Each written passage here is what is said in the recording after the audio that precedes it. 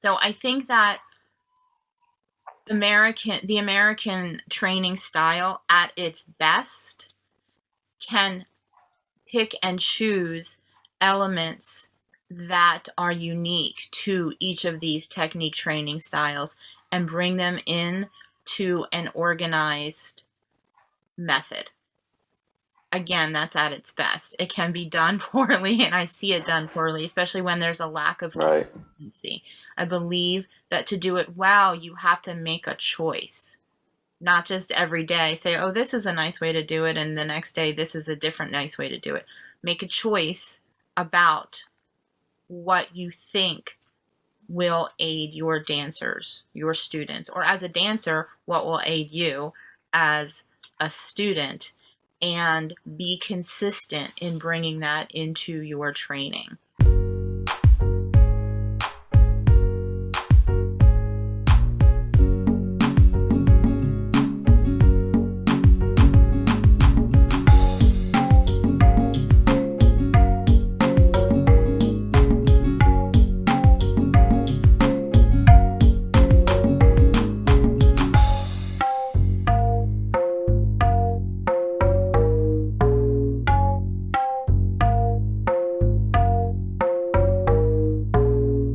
So, Deborah, thank you so much for taking the time to chat with us today and to share some of your experiences.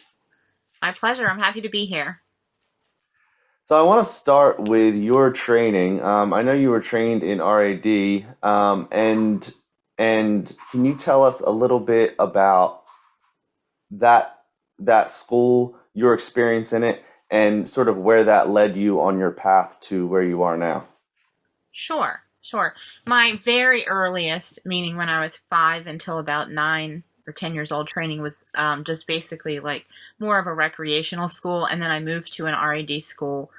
I was lucky enough to have a teacher who said, I can't teach you anymore. You need to be in a ballet school. So I went to what is a school that is no longer in existence. It was the Baltimore Ballet School, formerly of the Maryland Ballet, not related at all to the current school that is there today. And it was an RAD school. The director and one of the teachers was Wendy Robinson. And I studied RAD, the technique, and I took some of the RAD exams. I loved it. I liked the structure. It suited well to my personality. I feel like it gave me a really great foundation as far as how to structure my thoughts about ballet, how to learn exercises, how to break down movement, basic technique and alignment. I think it gave me a great foundation. And it also, just taking the exams, gave me the ability to perform in front of people, even though it's technically an exam and not a performance. I would actually get much more nervous for these exams because we were in a small room with four examiners, and there were only usually 4 students at a time, and that was more nerve-wracking than any performance I've ever done. So I think it helped me with that sense of things. I'm happy that I had that foundation. I think it was a great way to start my ballet education. Well, it wasn't the very beginning, but for as far as the real depth of the technique, and I had great teachers there. Wendy Robinson, Debbie Robinson, who was not related to each other. I even studied with the late Eddie Stewart. It was a great foundation. I don't think that the RAD education or technique, nor do I think that any singular ballet technique is enough to form a full dancer in today's ballet world. So I don't think it gave me anything. I can see its shortcomings, as there are shortcomings, I believe, in any single technique. So that brings us to the next thing I want to talk about, which is sort of the way that Americans have created a synthesis of so many different styles and schools and techniques and ways of approaching ballet, which is pretty typically, I would say, American, like of many American things, is it's sort of a coming together of many different aspects of different cultures. and ballet obviously is sort of the same. So, what kind of things um, do you feel like are unique to American ballet, and what other schools or techniques or strategies have you sort of incorporated into your own teaching alongside with some of your RAD foundation? I'm going to reverse the answer as far as what you asked. I again, most of my foundation is the RAD. Here's my dog. Most of my foundation is the RAD. The use of coming into first, the arms, everything comes through first. But I did learn that there are other things in this world that, in the ballet world, that are excellent to incorporate into what I can teach my students. I lived in Paris for my senior year of college, and I took classes and I studied at a school there and learned a lot about a lot of the petit allegro, the fast footwork, and using soft and elegant arms along with the petit allegro, and trying to maintain the power and the specificness of the legs while finding a softness in the arms. I also appreciate in the Russian methodologies their ability, and I haven't studied a lot of Vaganova or Russian methodologies, but the classes that I have taken, I appreciate the focus on the largeness of the movement, eating up space almost, I felt like I learned to do in those classes, and even bringing a sense, for lack of a better word, a sense of drama to my movement. The RAD is very elegant, but it's also literally very square. Everything comes through first. There's not, mannerisms are absolutely forbidden in the RAD training, at least, and I appreciate that and I agree with that. But I appreciate it also that studying with in some Russian style classes, that there was more movement of the upper back and the arms, and a sense of largeness.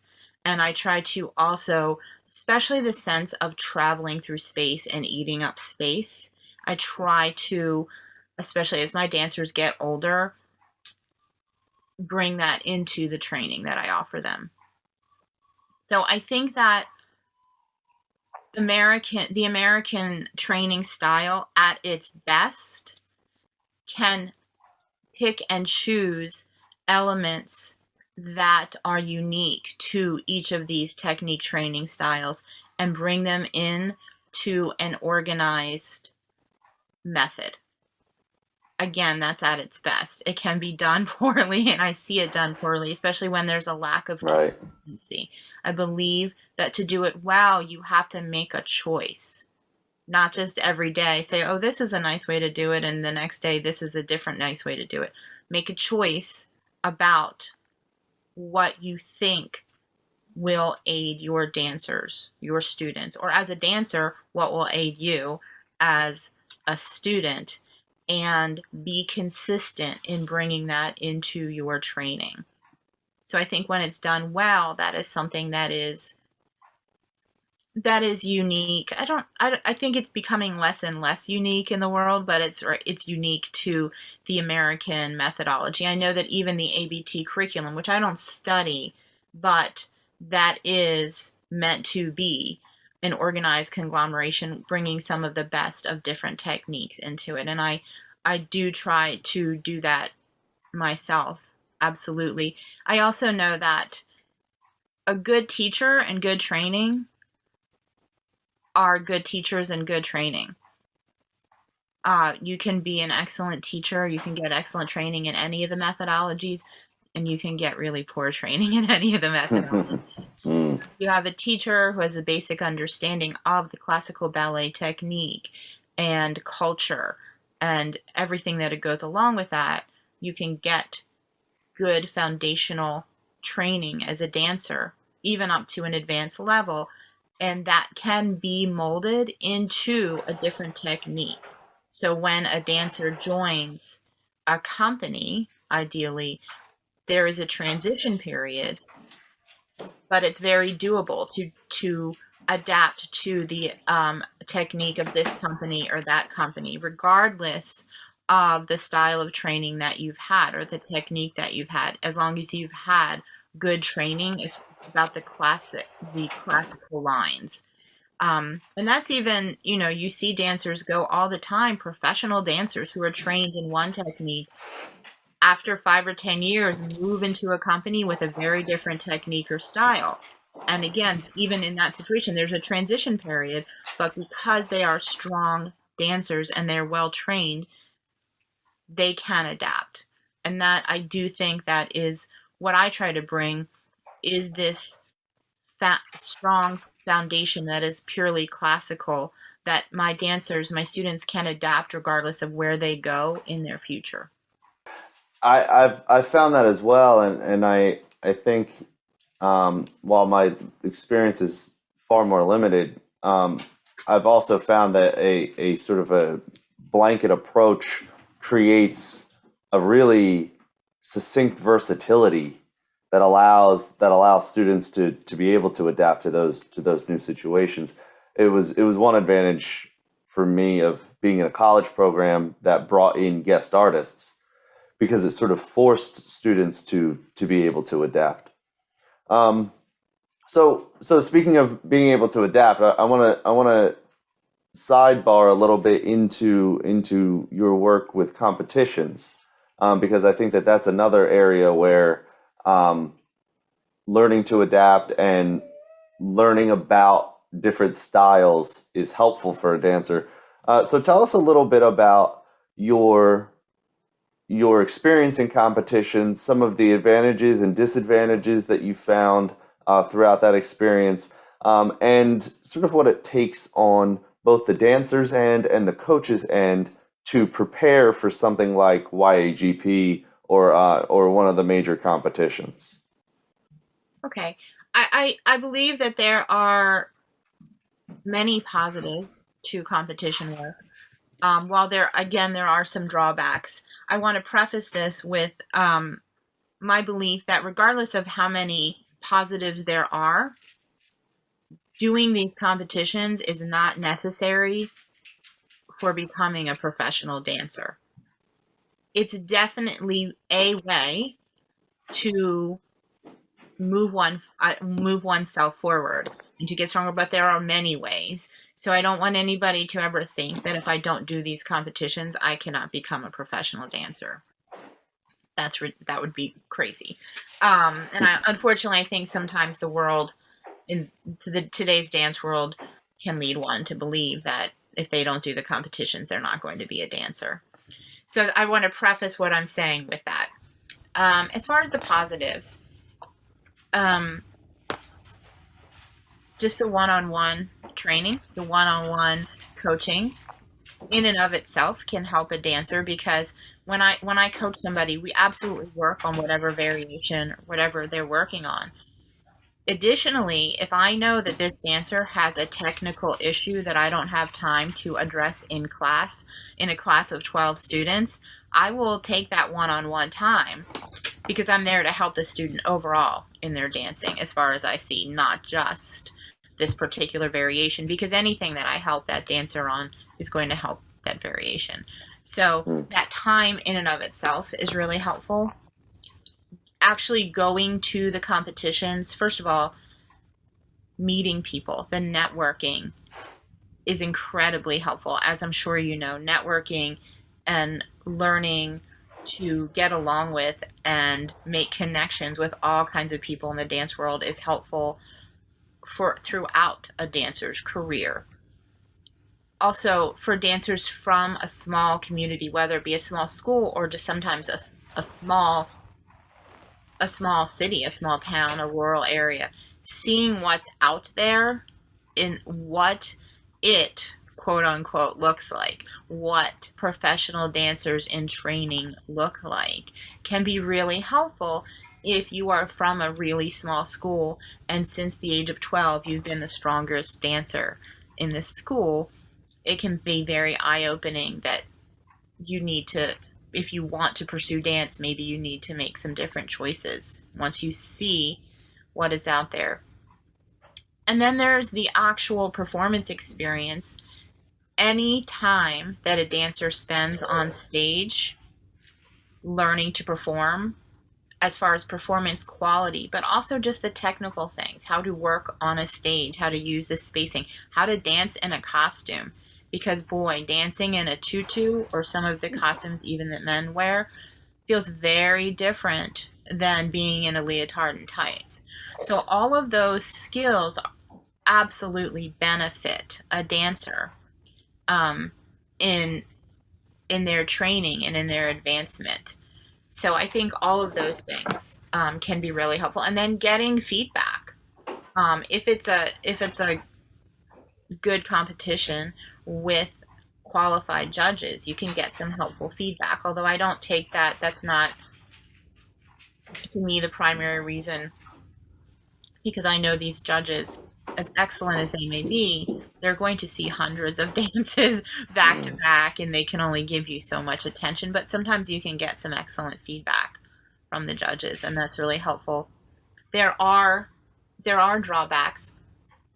First and foremost, honestly, the financial and time commitment can be prohibitive to some people, or just really restrictive. And that's why I preface the whole thing with saying going to these competitions is not 100%, is not necessary in the creation of a dancer. It also can, depending on the personality types, it can feel overwhelming to some dancers being in this situation. And there can be some nastiness and cattiness that, that's involved. I think also within a studio, because depending on how studios choose who goes to competition, and studio does have the right to choose who is representing them at these competitions. But it can create conflict in the studio. It can create the impression that the studio is favoring certain students, and then it's on that school to make it obvious that the choice is made purely on dancing ability, and that, Right. and make that clear to the school's community. But that can create problems within the school community as well. So I do see those drawbacks. But I also, like anything in life, there's a lot of positive, but there's not 100% positive to it. Mm. And then tell us a little bit about, tell us firsthand a little bit about what it takes on both the dancer's end and the coach's end to prep for a major competition. Okay. So on the coach's end, I'll start with that. Making the decision who is ready to enter in particular competitions. You have to have seen these competitions to know what it will take for a dancer to stand on that stage, and not necessarily win. I never care if my students, it's lovely if my students do win, but I never really care if they do. But I do care that they can hold their own, represent the school well, and represent themselves well.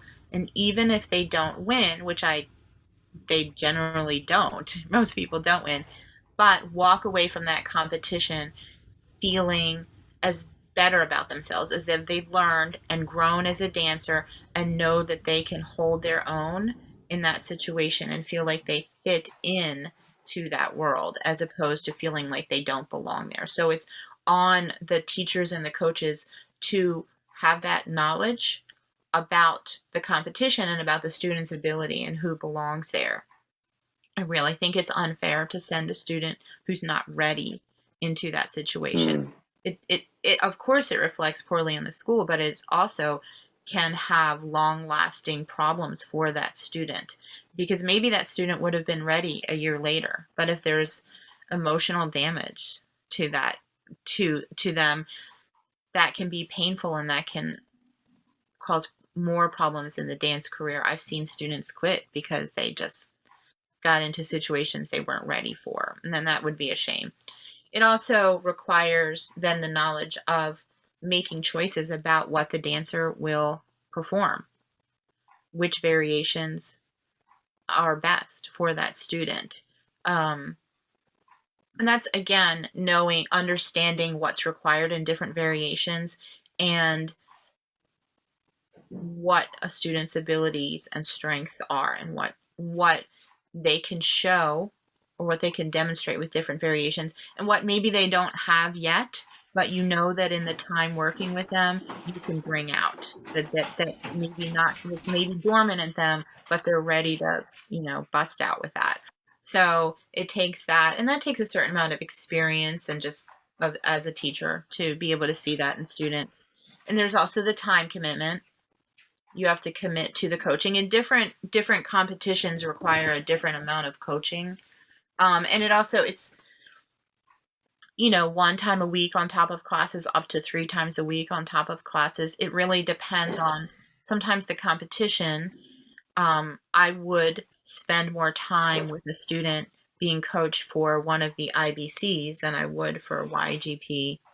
But it also depends upon how many hours that student is spending per week already in class, right? If a student is already in class 6 days a week, actual technique classes plus point classes for a girl, and also in rehearsals all the time, they don't need as much time as a student who's maybe only in ballet class 4 times a week, where you need to spend more time with them, coaching them, because they need more technique in addition to working on that variation. So it's important to make that decision. And you have to put in that time. There's also the time, there's all the administrative work of entering these competitions. If you are the person who's filling out that information, doing all that online, that's a certain amount of time and commitment that is required as well for these competitions. Making sure that everything that you can do as the person putting this student up on the stage in the situation, that everything you can do, you have done. So all the administrative things. Don't be late on any deadlines. Make sure you have the music ready as the competition requires.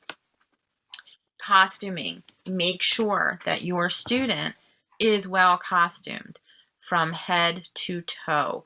A lot of times, most of the time, these students and their parents don't understand the full costuming, right? So make sure that you keep them informed and walk them hand in hand through the costuming process. You don't necessarily provide it to them. You can rent them a costume. Sometimes they want to buy their own, but make sure that you take them through the process.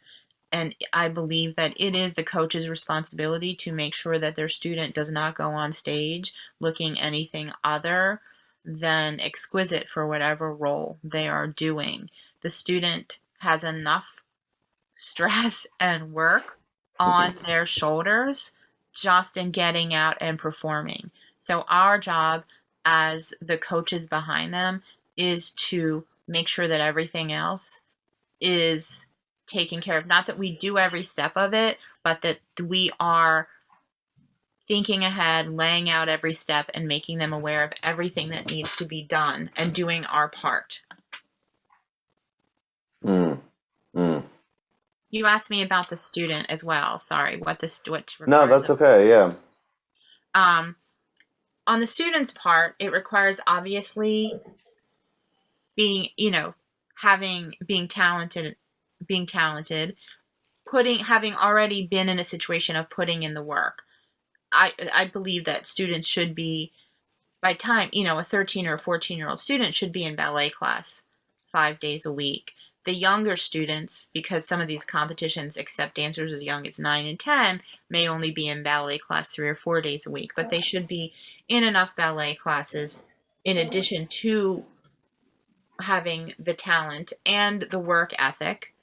And they have to, in addition to consistently showing up at all those ballet classes, have the work ethic within the ballet classes, and then also add on top of that coaching rehearsals for a variation, and often also a contemporary piece, depending on the competition or what part of the competition they enter. And then also keeping up, these they're often young and they're in school, keeping up with their schoolwork at the same time, and then making sure that their end of the costuming is taken care of. If they and their parents decide they want to purchase their own costume, we may tell them exactly what they need. And we should tell them, you have to order it or you have to purchase it by this time, because we are the ones who know how long it takes to make a tutu. But then that student and the parent have to be on the ball and get it done by those dates, or they won't have a costume. I'm going to jump in and expand on that a little bit, because I'm curious what then the parent's role is specifically. Like, what kind of role does the parent play for the student during this process? The number one thing that pops to mind is trusting the teacher. And that's not just for coaching, that's as dance training as well. Trusting the teacher to be the expert in that situation and imparting that trust of the teacher to their student. Any wall between the student and the coach hinders training, hinders excellence. And that can come from the student themselves, or it can definitely come down from the parent. The other things, also a very close number 2, is all the support that the student needs. The financial support, the driving to and from all the classes, the organization, or at least the help with the organization of time, depending on the age of the student.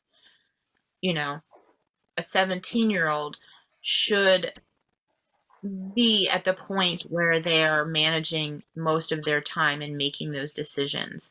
If they're going to do something as big as compete at a big competition, they should be doing this. But an 11 or 12-year-old should have more input, and the parents need to help manage the time and get them to and from all the rehearsals, all the classes, and be on top of the costume issue, et cetera, et cetera. There's also, and I'm going to mention and add to all of that, because I think it needs to be, which is the financial commitment, which I know that it sometimes is an uncomfortable thing to talk about, and I'm sure difficult sometimes to talk to parents about, but is an incredibly important and critical commitment that the parents then have to make in order for the student to succeed. Oh, 100%. And I did mention that in the support, in this part of the support, they do, that is, the support needs to be also financial, and it can be prohibitive. And that's why I always preface this whole discussion with, they don't have to do a competition in order to be a dancer. So, but it's important that if the parents decide that this is an avenue they want their child to follow, then the financial support needs to be solid. I personally prefer, this is just a in the weeds kind of a thing, but that's why I prefer, when I'm making the decisions about how to charge students, I like to charge a flat fee for preparation for a particular competition as opposed to an hourly fee, because then if we get 3 to 4 weeks out before a competition and I feel like, oh, we need more time, we're just not ready, I can feel free to say, we need to spend more time, we need an extra hour here or there, and it won't put any additional financial burden on the parent, on the family. Right. So one of the students that I believe you've coached for competition in the past is Adrienne Canterna. And in turn, you developed sort of a long-standing relationship with her, a friendship with her. And part of that was joining the tour for Rock the Ballet. I'm wondering if you can tell us a little bit about what that experience was like, your day-to-day work on tour, and sort of how all that played out. What did you enjoy about it? What did you not prefer about it? And all of that. Sure. So much. And so, yes, I mean, you summed it up well. I met Adrian as my student. I was a very young teacher at the time, and I was lucky that at the age of 10, she walked into my ballet classroom and stayed and stayed. Um, and I've, trained her on and off since then. And then she eventually went on, and yes, I was one of her coaches for when she actually won the gold medal at the USA IBC. And then she went on to form a company that is now called Sweet Bird Productions. It's gone through a few iterations. And their original show was Rock the Ballet. I was a part-time ballet mistress for a while when they were in rehearsals locally. For a long time, I just couldn't arrange my schedule to travel with the company. But eventually I was in a situation where I could take a sabbatical from my local teaching and go on tour with them. And I went, this was in 2010, actually. And I think I don't recall, it was 6 or 7 month tour throughout Western Europe, mostly in the EU, but, and my job title was Ballet Mistress. My job started sometime in the afternoon or evening every day. It depended. So I would start every day with either rehearsals or notes from the show before. So every night I watched every single show on tour for 6 or 7 months and took notes. I counted once. It was like 180 something times I watched the same show. It's funny. Wow. Anyway, Wow. yeah. So if we needed a full rehearsal for an hour or two, I would call the dancers in, or we would call the dancers in early. But if things were basically okay and I just needed to offer a few notes before the show, like be sure, check the lines on this, or, just go over a few things, then we would only need to get to the theater half an hour, 45 minutes before company class. So that varied, or sometimes we had to go in very early because if a dancer had to leave the tour and we had to call somebody else in, then we'd be in rehearsals extra early because we had to teach a new dancer the role. Or honestly, whenever we went to a new city, the first day we had to get to the theater really early to just block the show, do the teching, tech everything out and block it and walk through it. So those were very long days whenever we had to do that. And then shows started in different cities across Europe at different times. Anywhere between 7:30 to like 9:30 at night would be showtime. But about 2 hours, hour and a half, 2 hours before the show, I would give a company a ballet class every day. On Sundays, I would do a contemporary class. My version of contemporary, which they always say, oh, that's contemporary ballet still, because that was what I could do. But I tried to make it more fun and less classical on Sundays. And I gave that class. It would be about an hour and 15 minutes. It would not be a full length class. And we were usually on the stage. Sometimes we were lucky enough to get hold of some bars. A lot of times it was just on the stage without a bar, and I adapted to that. And I would always finish the class about 45 minutes before curtain to give the dancers 5 to 10 minutes to run anything really quickly they needed to run, practice, certain phrase they wanted to work on. And then we had to clear the stage by half an hour before the show because they wanted to they wanted to close the curtains. The audience would be coming in. They had to clean the stage, mop the stage, of course. And then I watched the show every single night and I took notes. I went through, I don't know, in like 6 or 7 months, I had notebooks and I went through like 7 or 8 at least notebooks of just taking notes every night. And I would have to find a place. I wouldn't want to sit in the audience because I needed some light. So I would there was in Europe, the front of house desk means the tech desk that would be in the back of the audience. And all the lighting tech people would work at a big desk, you often in the back of the audience. Sometimes there would be a tech booth like we have here more often. And I would usually sit with them because there was light coming from the work they were doing, and I could usually squeeze in a chair. And I would just sit there with my notebook and watch the show and look for corrections to make, because it was my responsibility to keep the show clean and tight and well performed. Because, I mean, as you know, when you're doing the same show night after night, it's so easy to get sloppy as a dancer. And I speak that as myself as well. It's so easy to forget to maintain high releves in turn, to lose attention to when we're doing core work or ensemble work. It was for this as a group in unison, to not remember to make sure that we're all in exactly the same line. That kind of thing, that's so easy to lose. Or even little costuming things, it's so easy to get sloppy. Sometimes they would wear, some of the performances, they would wear just basically a jacket and the sleeves would be rolled up and they would roll them up sloppy. And it's so easy, and I don't mean to, it's so easy as a dancer because you're in a hurry and you just want to get on the stage and get yourself ready, but the audience may be seeing the show for the first time.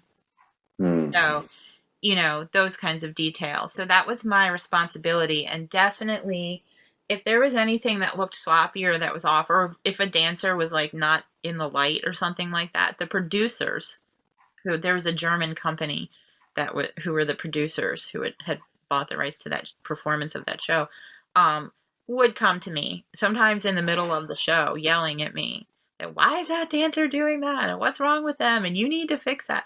So that was my responsibility, to make sure that the show stayed well performed while I was there. And then after the show, it would be anywhere between 10 o'clock and midnight, depending on when we started. And we would go out, we would go get dinner on the way home, and then I'd go back to the hotel and go to sleep and get up the next morning and do it all again. And again, sometimes I didn't need to be at the theater till 6. If there weren't any major rehearsals and all I need to do is give a few notes from the show the night before and class, and then, and sometimes I had to be there a lot, or it depended on what was going on. I loved it. I loved the job itself, in and of itself. I loved being in the theater every day. I miss being in the theater. I loved the people. I loved getting to work with Adrienne. Sometimes her parents, the Cantorna family is my second family. So sometimes her parents would be on tour because she had an almost 3-year-old daughter. Well, she turned 3 while we were on tour. And sometimes her daughter would come and her parents would come with her. And I loved getting to just spend that time with them. And although the dancers were not my age, I loved having, I loved getting to know them. And there are some of them to this day with whom I'm still very much in touch. I loved seeing Europe. I loved getting paid to travel. Although, a lot of the days there was no time to visit anything. Sometimes on a Monday, because we were, the theaters were dark on Mondays. However, sometimes the Mondays were a travel day. So I would be, anywhere from 3 to 8 hours on a tour bus or flying from place to place. And so it wasn't necessarily, time to travel, but I did get to see a lot and I enjoyed that. I like traveling. I'll mention a caveat to that in a moment, but I like traveling. I liked working, most of the company was men, and that was an education for me. And I appreciate that. The power and the energy that a group of men, all men, dancing in a classroom brings to the classroom, to the dancing, is very different than mixed or all women. And that was an education for me. What a company needs as a warm up, as a class, as opposed to what my students need, because I'd never been in that situation. So I appreciated learning that, and I loved it. I loved the music, and, I loved being in the theater every day. I do miss being in the theater. And I Quick loved, sidebar, quick sidebar, if I can ask, did they use recorded music or was it live musicians? it was recorded Uh-huh. music. It was recorded Got music. it, got it, got it. And there was music and, sound engineers doing all that. It was Mm, all, mm, I wasn't part of that, but I knew it was mostly the sound. It was, again, the German production company would provide those people who traveled with us often. So we got to know those people as well. mm, Um, and I loved the job. I love that it was something that honestly I knew I did well. I know I can teach well, and I am I clean well. I rehearse well.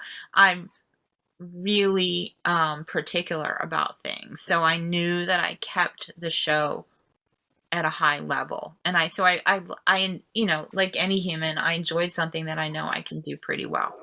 So I like that. And I know the producers I left. I didn't want to come back and do more tours after that. And the producers of the show um asked me more than once, why did I really want to leave? So, and the answer was yes, because despite the things that I loved about the tour, there are other things that I really did not like about it. I will say this. Human beings should not go on tour for 6 or 7 months in another country and not come home. It was too long. So I would happily go on a like 1 month or 2 month tour. mm, But this was too long. It was not good for my emotional or mental health, because I just constantly going from hotel to hotel. It's You lose sense of what is really important in your life and what is real. And this hotel life can take on a life of itself, and it becomes real. And then you go back home and have a little bit of difficulty, more than a little bit of difficulty sometimes, adjusting to the real world, which is now your reality, which was always reality, right? And that can mm, be a struggle. I I wasn't that often homesick, but I did miss, at the time. I'm married now. My current husband was my boyfriend at the time, and I knew at the time that's who I was going to marry, probably. And I missed him. I missed my family and friends. I did, I had some family and friends come visit me, and that was wonderful. But I missed family and friends. Um, but traveling, especially in situations when we were in Italy in particular, we had a lot of one-nighters where we would be one night, literally one performance in a theater, have to be on the bus the next morning by like 7, go to a new place, and we'd get to a hotel, we'd have 20 minutes to drop our things inside the hotel, and we'd have to go right to the theater in the new location, because we had to tech it and we had to block the show. We couldn't wait until 6 o'clock that night. We had to tech it, right. the whole thing, and then you would get home at 11 or 12 o'clock at night, and you'd have to get up and be on the bus again at 7 o'clock in the morning to go do it again. And that, for me, that was not a healthy way to live. I struggled with Mm, that. I sometimes I would wake up and I would not know where I was, and I didn't like that feeling. So I didn't like that, and I didn't want to. I also knew that I had to make a choice. Again, I said, like, I'm married now, but that was my boyfriend, and I knew it wasn't fair to consistently say to him, "Oh, I'll see you again in 4 or 5 months or whatever," but I still want you to hang on for me. So I realized that I had to make a choice. It was a big lesson in, it was an exquisitely painful lesson in not being able to have everything, not being able to have everything in life at the same time. Because I loved the excitement of the tour, but I knew I wanted to get married. I wanted a home. I wanted to settle. So I had to make that decision. Right. And a little, Right. props to my current husband. He didn't force me to make the decision. Let me say that. He was fully supportive, and that I'm very lucky that he was fully supportive, and he would have supported whatever I did. But as a human, realistically, at some point, I knew I had to make some decisions. Hmm. That's a good point, I think, to reiterate is the idea of a life like that where you're on tour and it's heavy, it's a lot of work, and you're focused mostly on it. Then the people around you have to be willing to support that, and especially obviously a partner. I mean, that's one of those things that if you don't see someone for 6 months, that's a tough life to maintain for long periods. And so that type of personal support, sort of your personal network system, is critical for that type of work. Agreed. Agreed. It's important to have um, a good support system at home and people who understand and are willing to support you when making a decision like that. I did mention before that it was a struggle for me emotionally, that just never coming home and hotel after hotel and having a sense of like what is reality, as far as I didn't really lose sense of reality, but I mean, what is important and what's not important in life. Yeah.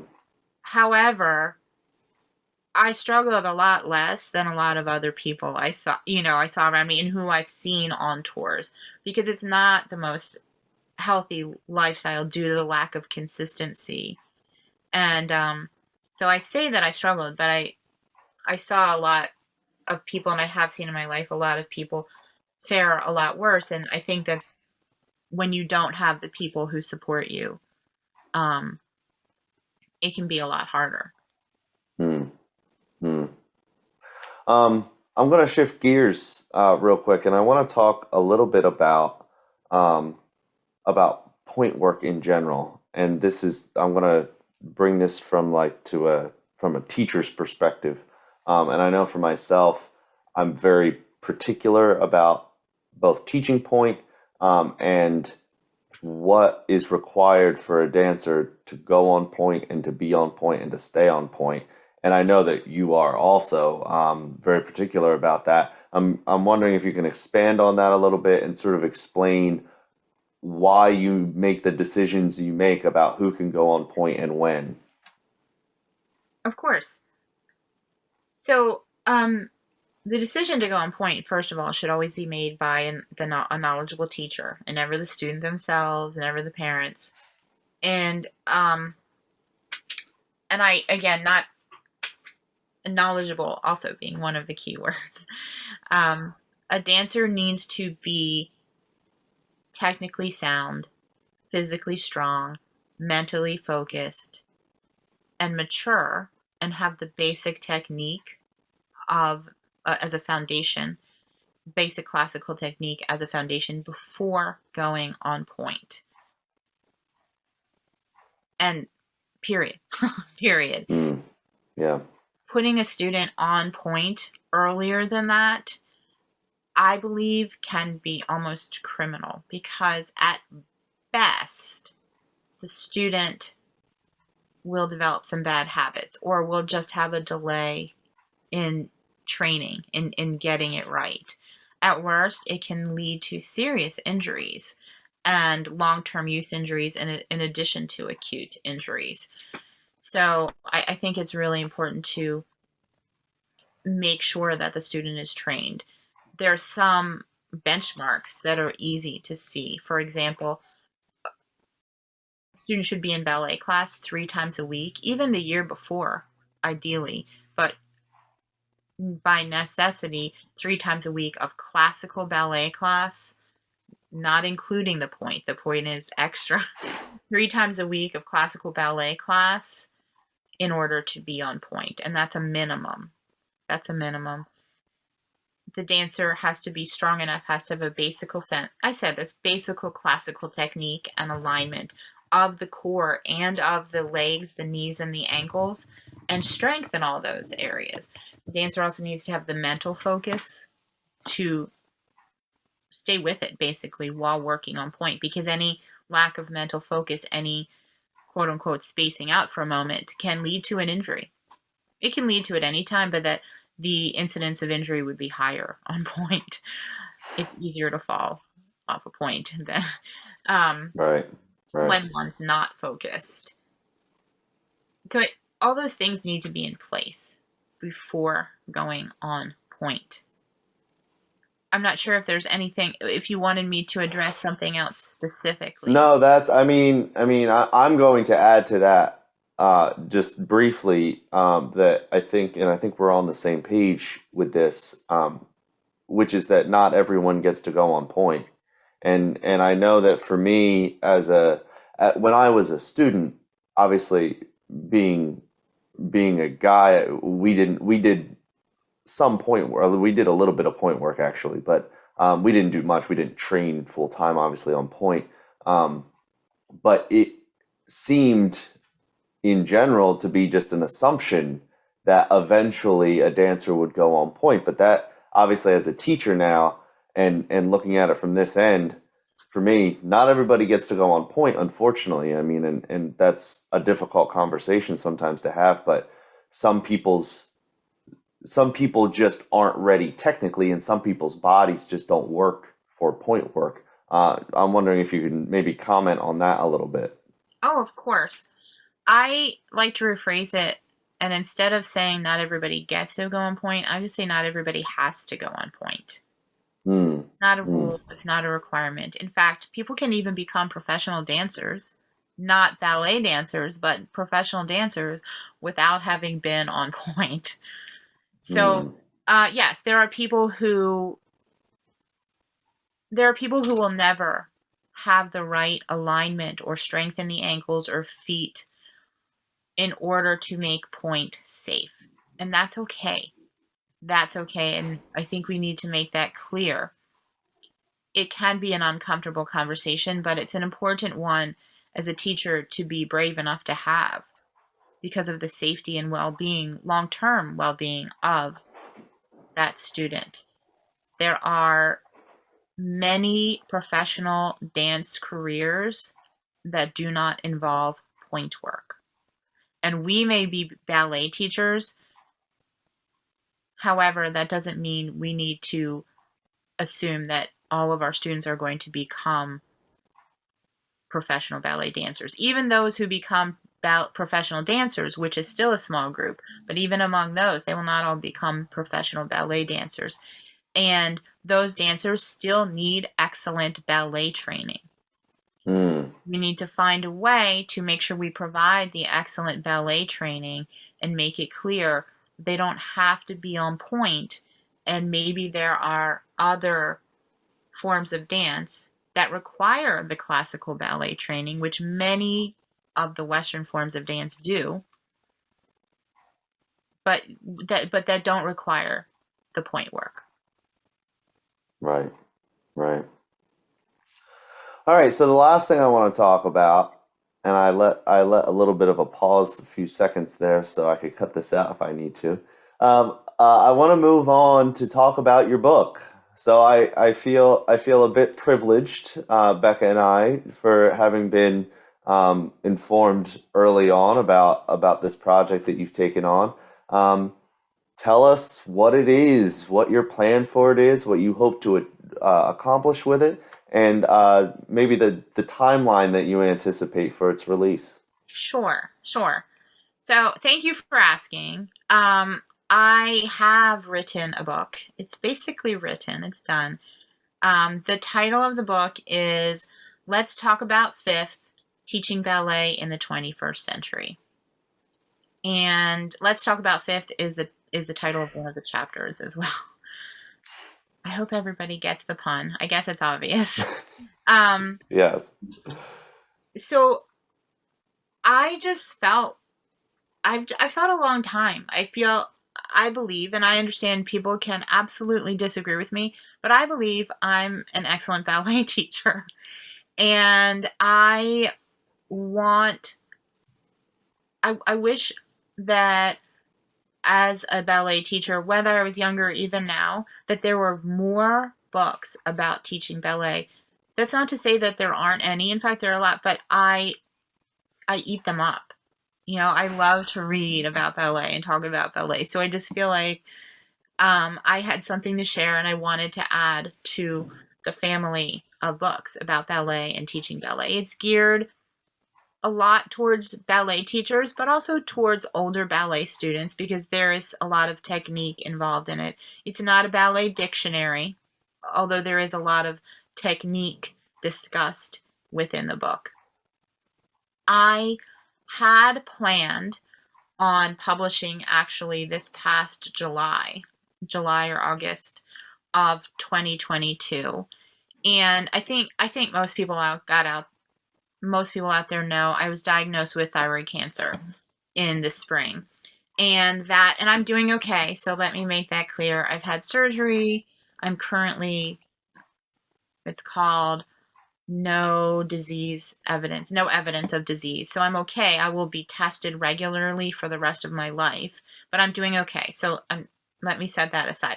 But that did put a huge time wedge in my life. Even currently, right. even though I'm doing okay now, it took a while to get back into the swing of things. I'm still not 100% at my 100% full energy level. I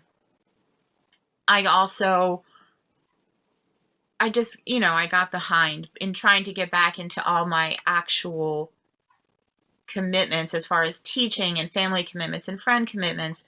One of the things that I had to set aside for a short period of time is finishing up all the details on the book, like all the publishing details and the marketing, et cetera, et cetera.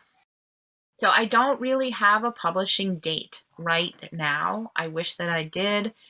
I don't have one right now because I have to. It's all basically editors and book designers waiting on last minute things from me. So it's all to get that. Right. I hope to.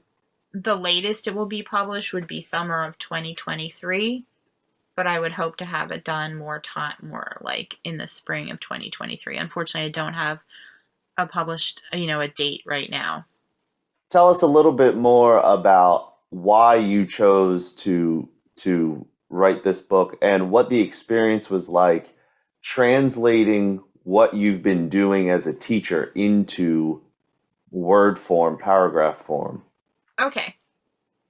Wow, that is a lot to think about. So, again, I said, I wanted to add to the family of books. I feel like I have a lot to share.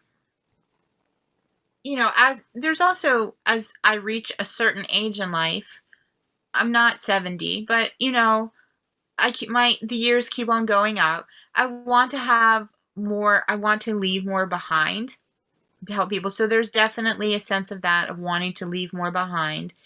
There's also maybe a little bit of, honestly, if I'm going to be honest, I don't know if arrogance is the right word, but sometimes I've had moments in my life where I feel frustrated because I so often I will get a new student or I see students for the first time and I know that they have not had the benefit of good training.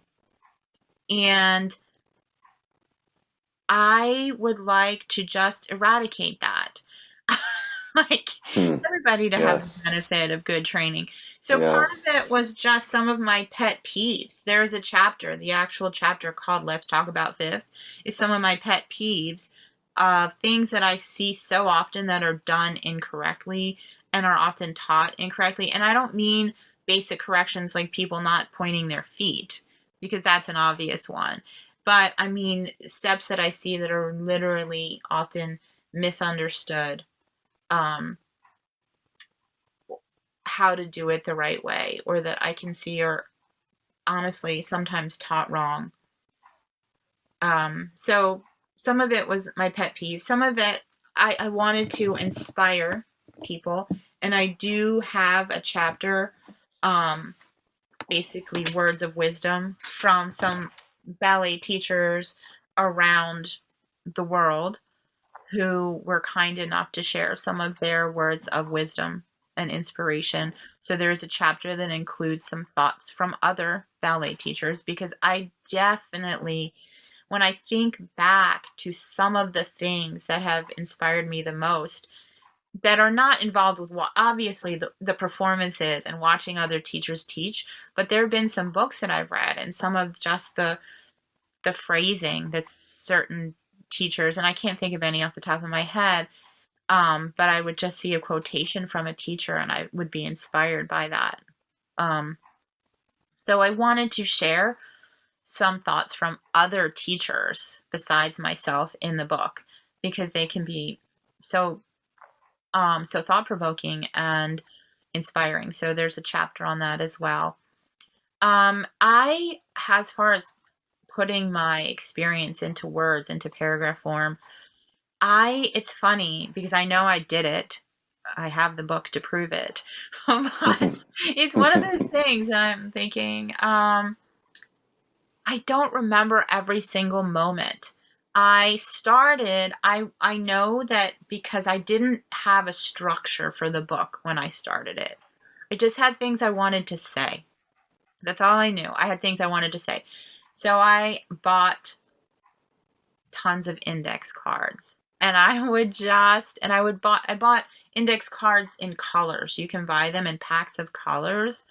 So all my blue index cards would be, there's a chapter on just class combinations, because I always loved as a teacher also reading book, like finding new combinations to give. So there's all the blue cards would have the combinations on them. And then all the pink cards, for example, and this is just for example, I don't remember how I did it, but all the pink cards would be my basic philosophies of teaching. And it wouldn't necessarily be done in that order. If I'd be thinking about a particular philosophy, I'd write it out, and I did write it out. I have to say a lot of it. In the beginning, I didn't go to the computer. I had to write it. And that would go on pink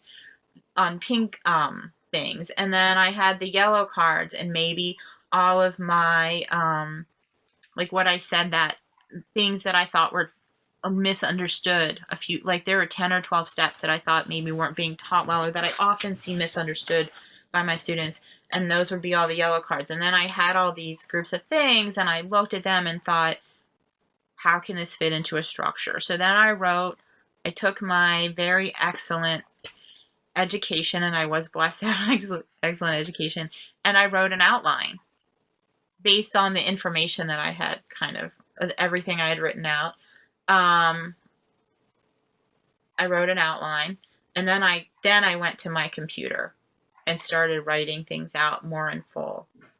And I wrote basically everything, and then I did get it's what's called a substance or developmental editor. And I was really blessed to have someone who had been a book reviewer of the New York Times and also a former ballet dancer. And she helped me tremendously. She mostly by asking me questions. When she would get to, what did you mean by this? Why don't you write more about this? She did suggest some restructuring, and I didn't, I could take or leave anything she said, but let's just say that she changed the original outline that I had. So everything was in the book, but she suggested some different ways of structuring it that would make more sense to the reader. And she was right. She is, I'm not a professional writer. So she was right. And so Right. I made some changes based on that. And then I've gone through like the copyright, there are copy editing. There are a lot of different processes, like different steps within the editing process. I had no idea. I would say that the whole thing was very eye-opening. I thought I would write a book, and I knew that I would be edited many times, regardless of how I went about it. I knew that I'd be edited, and I was completely on board with that. I knew I'd have to rewrite and rewrite and rewrite, and I expected that. But I thought I would just do the book, send a manuscript off to a publisher, and I knew and they'd reject me. A million would reject me, but somebody would want to work with. And I thought it would be that simple. And what I found is the publishing industry is a universe of spider webs. And there is no such thing as writing a manuscript and sending it off to somebody to be accepted or rejected and then worked on. I don't want to get into the details, but if anybody has any knowledge of the publishing industry, it's unbelievable. Let me just say that. So it was an eye-opener. And if I had known then what I know now about it, I'm glad I did not know, because I probably would not have written a book, honestly. Right. And I know, again, I'm Right. glad I didn't know. I don't mean I wish that I hadn't done it. I'm just saying, if I had known everything that was involved, that has nothing to do with writing and rewriting. Like nothing to do with improving the work, just the spider web and the gatekeepers and the craziness. I probably wouldn't have written a book. Right. Yeah. Well, that is Let's Talk About Fifth, written by Deborah Engerman, and we are looking at a tentative spring 23 publication and release. Was there anything else you wanted to add? No, unless you have any other questions right now. I can't think of anything. Thank you for making me talk about ballet. I always like to talk about ballet. Of course, absolutely. Thanks so much for joining us. I know you and I have had times where we could just talk about ballet for hours on end. Absolutely. Because I'm absolutely the same way. So it was great getting to chat with you and talking about some of your experiences. Great. Thank you so much.